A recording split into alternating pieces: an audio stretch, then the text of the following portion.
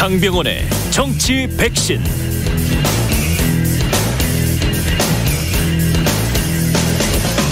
네, 정치에도 백신이 필요합니다. 나쁜 정치, 막말 정치, 공학 정치 거부하는 강병원의 정치 백신. 더불어민주당 강병원 최고위원 나오셨습니다. 안녕하세요. 안녕하세요. 예, 요즘 민주당 그 보도 자료들 보면 김건희 씨 관련해서 네. 윤석열 후보 배우자 학력, 경력, 도이치모터스, 양평군 관련해서 좀 많이 나오던데 오늘 아침에 YTN 보도 혹시 보셨습니까? 예, 봤습니다. 예, 관련 내용은 지금 가장 중요하게 나온 게 한국게임산업협회에서 기획이사로 3년 동안 재직했다고 돼 있는데 한국게임산업협회는 그 재직했다는 기간 한 2년 후에 설립이 된 단체다. 네. 그래서 그리고 기획이사라는 자리도 없다. 예. 이게 이제 게임산업협회의 답변이었고요. 네. 본인의 해명은 돋보이게 하려고 한 욕심이었다. 이걸 어떻게 봐야 될까요?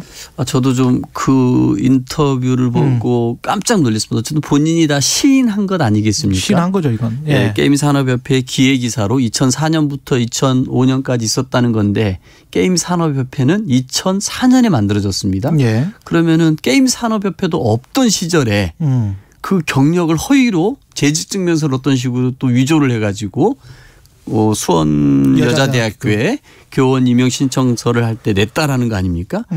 그 변명도 재밌습니다. 같은 건물에 있어서 친하게 지냈다. 뭐 이게 또 변명 중에 하나더라고요. 예. 그리고 또 하나는 아니 학교 진학하기 위해서 쓴 것도 아니고 뭐 그런 건데 뭐가 문제냐. 그러니까 아마 이제 뭐 조국 그 문제를 네. 가지고 뭐 물타기를 하려고 했던 것 같아요. 근데 저는 정말로 이렇게 그 대통령 후보의 부인으로서 어떻게 이런 국민적인 의혹을 갖고 있는 사안들에 대해서 이렇게 가볍게 얘기할 수 있는지 또 정말로 깜짝 놀라고요. 이런 범죄와 관련된 의혹들에 대해서는 스스로도 국민들 앞에 명확하게 해명을 해야 될 텐데 이게 무슨 문제냐. 그냥 돋보이려고 했다. 기억 안 난다. 이런 식으로 가볍게 어물쩍 넘어가려고 하는 건 심각한 문제다라고 생각이 들더라고요. 예.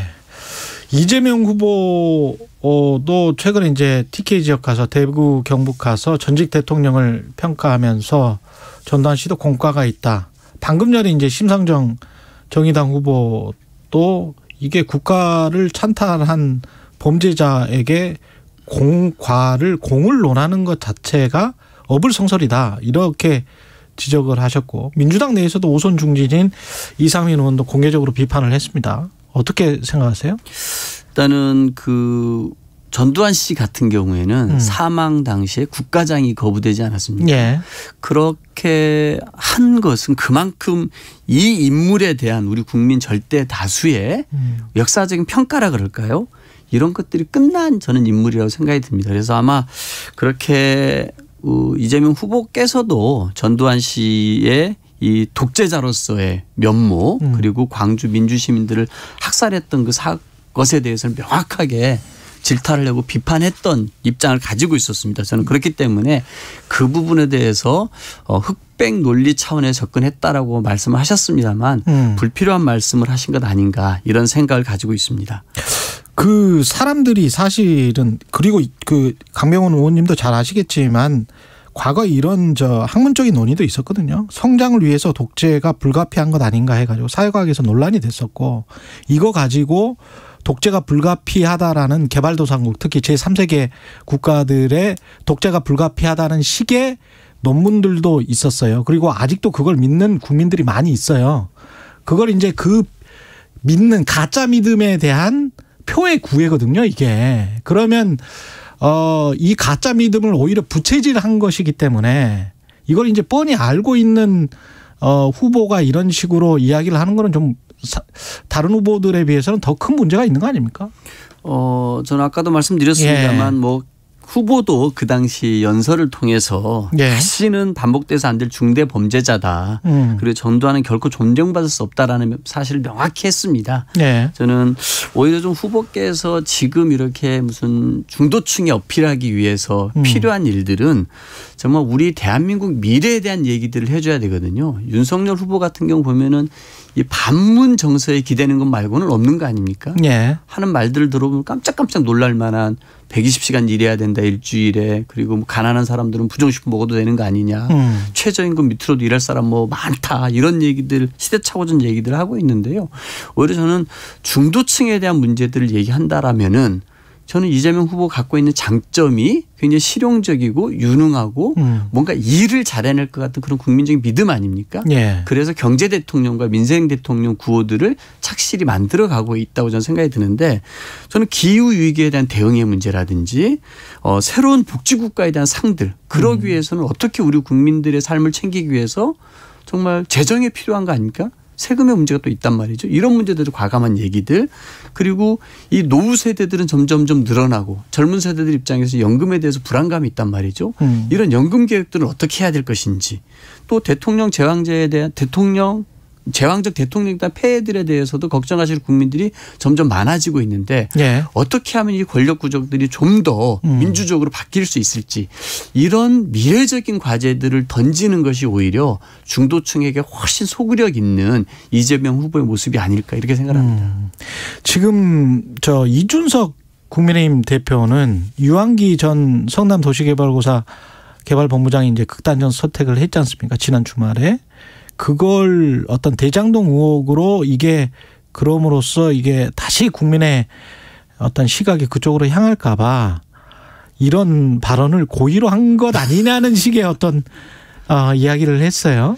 저는 이 대장동 예. 문제는 국회에서 뭐 특검도 논의되고 있기 때문에요. 예. 이렇게 발언한다 그래서 그쪽으로 돌아가진 않다고 봅니다. 예. 오히려 이준석 대표의 과도한 뇌피셜이 아닌가 생각이 과도한 들고요. 뇌피셜이다. 예. 이렇게 논술 시험 볼 때 이런 식으로 엉뚱하게 자기 논리 피면은 F입니다. F. 그 특검은 어떻게 지금 심상정 후보는 서로 미루고 있는 형국이다. 그리고 부산저축은행과 관련해서도 윤석열 후보가 받기로 했으니까 그냥 민주당이 받아버리면 되는 거 아니냐. 그리고 서로 간에 고발사주와 대장동 의혹 서로 반대 진영에서 그냥 지명을 하고 우리가 심판 봐줄게. 정의당과 국민의당이 이런 말씀을 하고 가셨는데. 그 윤석열 후보가 예. 부산저축은행 대출에 대해서 받겠다고 했지 않습니까? 예. 근데 그 당은 예. 법사위에다가 특검법을 하나 내놨지 않습니까? 이게 뭐냐면은 더불어민주당 이재명 대통령 후보의 대장동 뭐 특혜 비리 관련 특검법이에요. 아, 또 하나 내놨어요, 뭘? 이미 한번 예. 내놔서 법사위에서 한번 시끌시끌 한번 했었죠. 그러니까 윤석열 후보의 말은 자신에 관련된 것도 하자 이렇게 얘기하고 있지만 실제 그 당의 움직임은 이재명 후보만 하자는 겁니다. 그것도 특검법 명칭에다가 더불어민주당 대통령 후보 이재명 후보의 대장동 뭐 특혜 비리를 위한 특검 이런 식으로 명칭을 그렇게 하는 겁니다. 그러니까 이게 굉장히 정치적 행위를 하고 있는 것이죠. 적어도 우리 국민들이 바라는 특검이라고 한다라면은 대장동에 대해서도 그리고 이 이재명 후보의 뭐 부인이나 예. 이 장모권에 대해서 비리가 많지만 전혀 수사가 안 되고 있지 않습니까? 이재명 후보가 아니고 윤석열 후보입니다. 죄송합니다. 예. 윤석열 후보의 예. 뭐 부인 YTN 단독으로도 보도가 됐습니다만 이런 정말 허위 경력한 거 위조 증명서 낸 게 한두 건이 아니지만 제대로 수사도 안 되고 있지 않습니까? 도이치모터스 관련해서. 이런 예. 것들에서 함께 특검을 할 때 국민적 의원이 함께 해소될 수 있는 것인데 이재명 후보에 대해서만 하자고 하기 때문에 뭔가 잘 진척이 안 되는 거고요.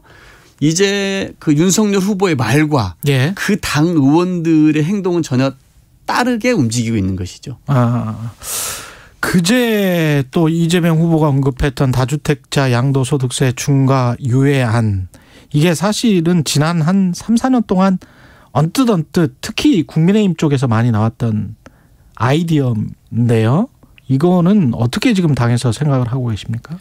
아마 이게 이 이 역시 그 이재명 후보께서 이 중도층 공략하는 문제, 예. 그 다음에 이제 매물 잠김을 해소하는 방안으로서 이 아이디어를 제시한 것 같아요. 예. 근데 이미 작년에 7.10 대책 이후에 이 양도세 중과 유예를 거의 1년 가까이 올해 5월 31일까지 기간을 줬었습니다. 근데 실질적으로 그 기간 동안에 매물이 그럼 막 쏟아졌느냐. 예. 양도세 중과를 회피하기 위한 그러지 않았거든요. 근데 이런 것들이 우리 그 정부 정책에서 여러 차례가 반복이 됐었습니다. 그랬죠. 예. 근데 과연 지금 시기에 왜냐하면 집값이 약간 떨어질 듯한 분위기 아닙니까? 네. 작년만 하더라도 상승세가 무서웠기 때문에 다주택자들이 양도세 중과하는 거를 겁내지 않았을 겁니다. 예. 집값이 오르고 있기 때문에. 예. 근데 지금 시기에 한시적으로 중과를 유예하는 문제. 과연 이것이 매물 잠김을 풀 수 있느냐 없느냐 이 고민을 하는 것 같아요. 저는 그 고민의 지점은 인정을 하지만 예. 제 생각으로는 역시 이 양도세 중과를 한시적으로 유예한다 할지라도 예. 이 매물 잠김을 해소하기는 어렵다. 오히려 이런 문제가 논의되고 있으니까 팔려고 했던 사람도 지금 자꾸 하락될 것 같으니까 예. 팔려고 했던 사람들도 물건을 거둬들이거나 오히려 정부 정책의 신뢰가 훼손돼서 정부를 믿고 그 기간에 매도를 했던 분들에게는 크나큰 정부가 좀 신뢰를 훼손한 행위가 되지 않겠습니까? 한시적인데. 예, 저는 그런 의미에서 이미 한 번 했습니다. 근데 그때 저도 기억나는데 가령 이제 한 70% 정도의 정말 중과를 일반 과세로 하기 때문에 한 30-40% 과세를 하는 그런 그 중과 면제였거든요. 근데 네. 이번 같은 경우는 지금 논의되는 게 1년을 그냥 유예하지 말고 6개월 안에 처분을 완료하면 완전 중과 면제 이런 식의 뭐 단계적인 거예요. 9개월 안에 완료하면 네, 절반만. 그 지금 이제 법이 어떻게 돼 있냐면요. 예. 이 그 다주택자에 대해서는 뭐 조정 지역이나 투기 과일 지역에서 기본 세율이 6%에서 45%인데요. 그렇죠. 이게 법이 어떻게 됐냐면은 그 20%를 더 하거나 맞아요. 30%를 더하게 되어 있는데요. 예. 이 20% 30%가 이 중과 아닙니까? 예. 이 부분을 없애주자라는 의견이기 때문에 예. 저는 그 법은 이미 됐는데 다시 이 논의를 해서 이 부분을 없애주는 것이 과연 매물 잠김을 해소할 수 있느냐 이 문제에 대해서는 여전히 저는 같은 논의다. 네. 예. 저는 그래서 이미 한 번 1년에 중과 유예를 해줬는데 다시 또 추가로 뭐 6개월 혹은 1년을 준다고 해서 이 부분에 대해서 매물이 확 쏟아질 것이다. 저는 그렇게 생각하지 않고 오히려 정부 정책의 신뢰가 무너짐으로써 오히려 좀 더 큰 혼란이 생길 수 있다고 생각이 들고요. 예. 저는 오히려 그 지금 저희 더불어민주당과 이재명 후보께서 더 많이 얘기해야 될 것은 어쨌든 이 부동산 문제에 대해서 무주택 서민들이 더 많은 거 아닙니까? 수천 명이 있는 거 아닙니까? 예. 저는 오히려 그런 분들의 이 무주택자들이 어떻게 하면은 이 부동산 가격을 하향 안정시켜서 내 집 마련의 꿈이 내가 좀 더 열심히 일하고 노력하면 되겠구나라고 가능하다는 걸 보여줄 것이냐. 그리고 또 하나는 공급 정책들에서 어떻게 과감하게 짓겠다가 아니라 그럼 어디 어떻게 하겠다. 이런 정말 눈에 잡히는 대책들.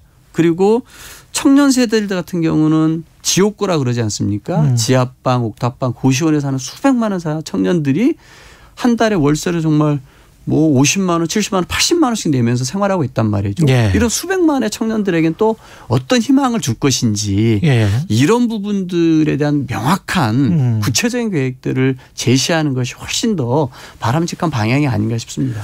그럼 이재명 후보가 이런 발언을 하는 것, 양도세 중과 유예 방안이랄지 전두환도 공적이 있었다라는 발언을 하는 게 문재인 정부와의 어떤 차별화 전략의 일환으로 볼 수 있나요? 어떻게 보세요? 저는 차별화 전략이라고 한다면 좀 더 다른 거를 써야 될 것 같고요. 예. 이런 차별화 전략이다보다는 중도층 공략에 대한 고심을 많이 하고 있는 것 같습니다. 그리고 어쨌든 대통령 후보라면은 그 당내 경선 과정에서는 진영의 대표지만 대통령 후보라면 이제 전체 국민들을 아우르기 위해서 끊임없이 노력을 해야 되는 게 사실이지 않습니까? 저는 그런 부분에서 고민을 많이 하시는 것 같습니다만 적어도 양도세 중과 유예 같은 경우는 이미 했던 것인데 안 됐던 게 증명됐고 오히려 정말 이 정부 정책을 믿고 따라왔던 국민들을 위해서라도 조금 이렇게 좀 그 매물 잠김 해소 방안으로는 저는 적절치는 않은 것 같고요. 예. 전두환 씨에 대한 그 공을 말씀하셨던 부분은 좀 불필요한 발언이 아니었나 이런 발언이다. 생각을 좀 갖고 있습니다. 소상공인 손실보상과 관련해서 지금 여야가 입장이 똑같은 것 같은데 근데 이걸 어떻게 설명해야 될지 모르겠어요. 어저께 성일종 의원도 집권 후에 추경하자는 말이다. 네. 그러니까 본인들이 정권을 가져오면 국민의힘이 가져오면 그다음에 이제 추경을 해서 100조든 50조든 간에 제대로 국민적 동의를 받아서 추경을 하자는 이야기인데 거기에 그냥 숟가락 얹는 것이다 민주당이 이렇게 지금 이야기를 하고 있거든요. 저는 되게 좀 뭐 무책임한 발언이라고 생각합니다. 네. 일단은 그 당 내에서 이렇게 정말 국민의 어려운 삶을 위해서 재정을 대폭 확대해서 쓰자라는 말들에 대해서 그 당은 항상 재정 건전성을 얘기하면서 그렇게 쓰면 안 된다라고 해왔던 정당입니다. 그런데 이제 윤석열 후보가 뭐 소상공인 지원에 50조를 쓰자. 그리고 또 김종인 총괄선대위원장이 50조가 아니라 100조도 써야 된다는 얘기를 하고 있는데 그 얘기의 전제가 뭐였냐면요. 집권하면 하겠다는 겁니다. 국민의 민생은 지금 당장 어려워서 힘들어하고 있는데 집권하면 하겠다는 얘기는 집권 안 하면은 반대하겠다는 얘기일 수도 있는 거고 관심도 안 갖겠다는 얘기일 수 있는 거 아닙니까? 그렇기 때문에 이재명 후보가 여야의 뜻이 그렇게 같다라면은 지금 당장 어려운 민생을 돌보기 위해서 역할을 하자는 거 아닙니까? 저는 국민의 입장에서 지금 당장 무언가를 해달라는 거 아니겠습니까? 특히 오미크론으로 우리나라 확진자가 막 7천 명을 넘으면서 또 특단의 조치들이 있을 수 있게 되고 그 피해는 고스란히 또 소상공인에게 갈 수밖에 없습니다. 그리고 이 오미크론 사태, 이 코로나 2년을 겪으면서 우리가 어떤 생각을 하게 됐냐면 정말 우리가 이 공공의료 체계가 너무나 부실하구나. 감염병 대응할 수 있는 제대로 된 체계를 한번 만들어야 된다는 얘기들을 많이 하고 있지 않습니까? 저는 그렇다라고 하면은 이 얼마의 재화원이 들지는 모르지만 이것에 대해서는 우리가 집권하면 할 게가 아니라 지금 당장 하자라는 지금 당장 여야가 만나서 머리를 맞대서 방안을 만들자라는 게 훨씬 더 국민들의 민생을 챙기는 자세가 아닐까 싶습니다. 아까 그 김건희 씨 이야기도 했습니다마는 대선 후보 배우자의 검증 범위, 방식 어느 정도의 투명성이 왜 요구되는 겁니까? 저는 뭐 최근에 김건희 씨의 사생활을 가지고서 김건희 씨를 공격하는 거 있는데요. 좋습니다. 사생활 부분은 저는 충분히 안 할 수 있다고 생각합니다. 그러나 많은 국민들이 대통령 후보의 배우자라고 하면은 이런 도덕성의 문제라든지 비리 의혹에 대해서는 철저한 검증이 있어야 된다라는 게 국민들의 뜻입니다. 어제 MBC 여론조사를 보니까 사생활까지 다 합쳐서 80% 넘는 국민들이 찬성을 하셨더라고요. 이거는 국민의 알 권리 차원이거든요. 최근에 윤석열 후보가 저희 당에 계속되는 후보와 후보 간의 정책 토론에 대해서 끊임없이 회피하고 있지 않습니까? 이것도 저는 옳지 않다고 봅니다. 적어도 이번 대선처럼 이 두 후보 간의 대결에 대해서 우리 국민들의 관심이 굉장히 높다라면은 저는 국민의 알 권리를 해소하기 위해서 그리고 본인의 정책 비전들을 국민에 보이기 위해서라도 정책 토론에 임해야 되는 것처럼요. 2월 15일 그 정식 토론 전이라도 두 사람이 만나서 뭔가 토론을 해야 된다? 당연히 해야죠. 그게 국민들이 원하는 거 아닙니까? 이거 너무나 당연한 겁니다. 무슨 AI를 대신해서 세우고 프롬프터가 없으면 말 한마디 못하는 대통령으로 국민들이 원하는 게 아니지 않습니까? 저는 적어도 우리 국민들 앞에서 당당하게 서야 되고요. 이 토론회 그리고 검증의 과정에서 배우자 역시 피할 수 없다. 왜냐하면 그 배우자가 도덕성 문제 각종 비리에 중심에 서 있기 때문입니다. 지금 판세는 어떻게 보세요? 민주당에서는? 저희는 뭐 참 어려운 싸움입니다만 최근에 이제 이재명 후보가 반성하고 사과하고 쇄신하는 모습으로 많이 지지율이 올라오지 않습니까? 그래서 좀 상승 추세에 있고 윤석열 후보는 컨벤션 효과가 다 끝나서 약간 뭐 하강 정체되는 수준이지만 저희가 이걸 완전히 뒤집었다고 할 수는 없습니다. 저는 우리 이재명 후보께서 이 반성과 성찰이란 토대 위에 아까 말씀드렸던 좀 민생 대통령, 경제 대통령이라고 하는 그 자신의 브랜드를 가지고서 미래와 경제와 민생을 챙기는 모습. 우리 정말 대한민국에서 꼭 필요한 미래 과제들을 적극적으로 얘기함으로써 우리 국민들에게 정말 저런 대통령이 되어야 우리 대한민국이 선진국에서도 더 앞서갈 수 있는 그런 나라가 되겠다. 이런 저는 꿈과 희망을 보여줄 수 있는 비전인 대통령 모습을 보여줌으로써 더 지지율이 한 계단 더 상승할 수 있다라고 생각합니다. 알겠습니다. 여기까지 하겠습니다. 말씀 감사하고요. 강병원의 정치 백신 더불어민주당 강병원 의원이었습니다. 고맙습니다. 감사합니다. 네. 공정, 공익.